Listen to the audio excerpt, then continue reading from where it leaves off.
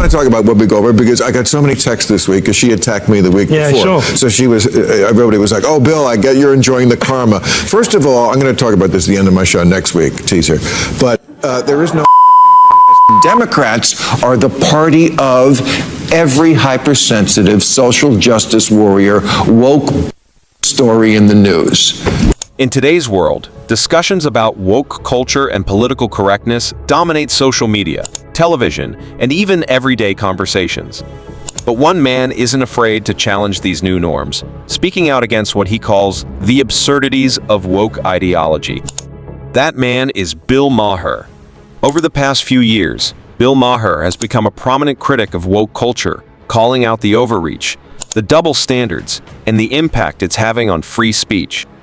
From his hard-hitting monologues on Real Time to his candid interviews on podcasts, Maher's insights cut through the noise, offering a perspective that's hard to ignore.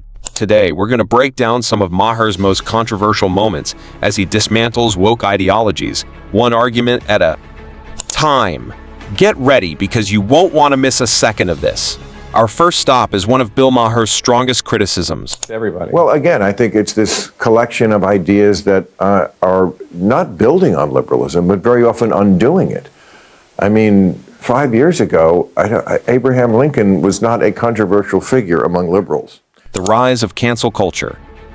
According to Maher, woke ideology has created an environment where people are too scared to speak freely, terrified that one wrong word could ruin their careers.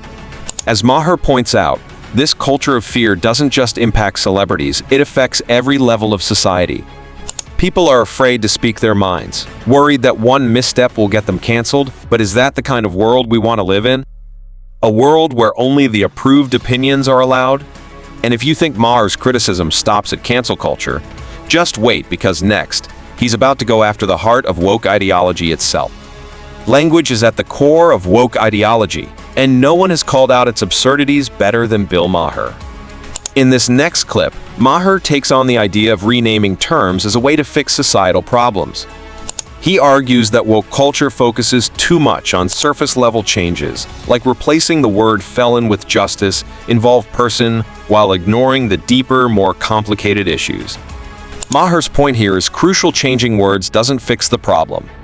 He argues that this focus on language is just a distraction, a way for people to feel good about themselves without actually confronting the real issue. But what's the true cost of this? Are we solving the problems we claim to be addressing, or are we just making ourselves feel better? Let us know in the comments what you think. Next, Maher turns his attention to the broader question: what is wokeness, and how did it stray so far from its liberal roots? In one of his most thought-provoking segments, Maher argues that wokeness has bastardized liberalism, transforming it into something that focuses on race, identity, and division rather than unity and equality.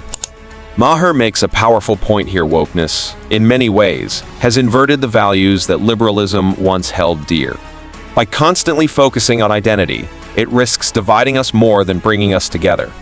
Maher makes a powerful point here: wokeness, in many ways, has inverted the values that liberalism once held dear. By constantly focusing on identity, it risks dividing us more than bringing us together.